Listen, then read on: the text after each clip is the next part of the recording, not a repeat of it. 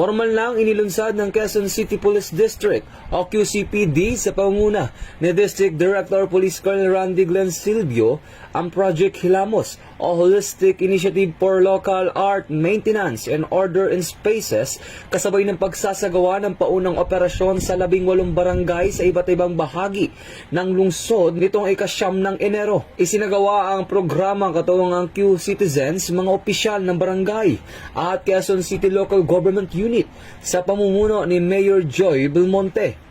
Layunin nitong panatiliin ang kaayusan at kalinisan sa mga pampublikong lugar, maiwasan ang vandalism, at isulong ang ligtas at walkable at child-friendly na kapaligiran. Sa kalaw ng unang yugto ng operasyon ng mga pangunahing kalsada, paaralan, park at pampublikong pasilidad sa Quezon City. Ang Project Hilamos ay kaakibat ng Upland Dignity ng DILG at sumusuporta sa City Ordinance laban sa vandalism at paninira ng ari-arian. Hinikayat ni Police Colonel Silvio ang publiko na makiisa sa programa sa pamamagitan ng disiplina at aktibong pakikilahok upang gawing ligtas, maayos at kaaya-ayang lungsod. Ito ang bagong PNP para sa bagong Pilipinas, serbisyong mabilis, tapat at nararamdaman.